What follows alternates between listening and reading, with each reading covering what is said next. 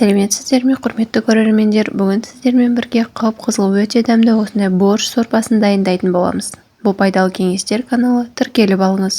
Алдымен бізге керекті заттар. Осылай 4 бұрышты езіліп туралған етіміз, картоплымыз, пиязымыз, сәбізіміз және қырыққабатымыз. Алдымен пиязды осылай ұсақтап турап аламыз. Видеоны міндетті түрде соңына дейін көріңіздер, қалай қып-қызыл болып шығатын тәсілін үйрететін боламын.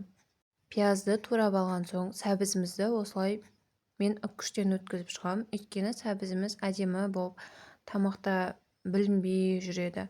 Менде кішкентай балалар болғандықтан сәбізді онша жиі қоймайды, сол үшін осылай үккіштен өткізіп салып жіберемін, сонда білінбейді. Енді қызып тұрған майымызға етімізді салып жақсылап қуырып алатын боламыз.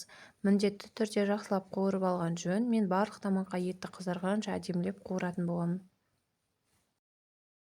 Осылай араластырып отырып әдемілеп қуырып алатын боламыз.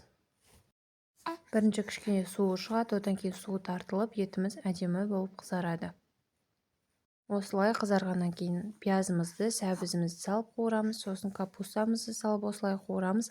Менде өзім дайындаған қолдың томаты, яғни тамаққа қызыл, әдемі дәм беру үшін осылай томатты қосамын. Сосын бәрін осылай араластырып қуырып, үстіне су құйып аламыз.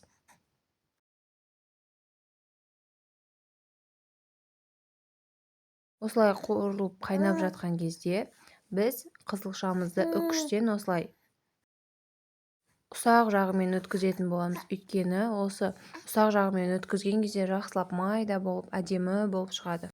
Қызылшамыз жақсылап ұсақталып, әдемі болып шығатын болады. Және тамақта тез пісіп шығады. Өйткені біз қызылшаны тамақта ең соңында салатын боламыз. Байқасаңыздар, картоплымызды да тамаққа салып қуырған жоқпыз. Картоплымызды да барлығы біраз уақыт қайнағаннан кейін, 1 сағаттан кейін немесе жарты сағаттан кейін салуға болады. Өйткені картоплымыз тез піседі. Ет барлығы жақсылап пісіп болғаннан соң ғана салатын боламыз. Осылай үккіштен өткізіп болғаннан соң кесеге салып дайындап қоямыз.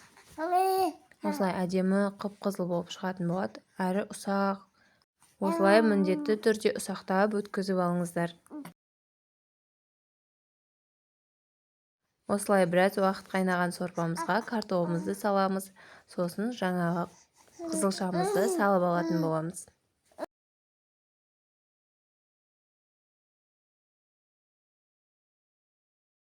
Осылай қызылшамызды соңында салған кезде қып-қызыл болады, және оны көп қайнатпаймыз. Бір 20 минут, 10 минуттай қайнатсақ жеткілікті. Осылай қып-қызыл болған кезде өшіріп, тағамды осылай әдемілеп ұсынсаңыздар болады. Бұл пайдалы кеңестер каналы, міндетті түрде тіркеліп алыңыздар.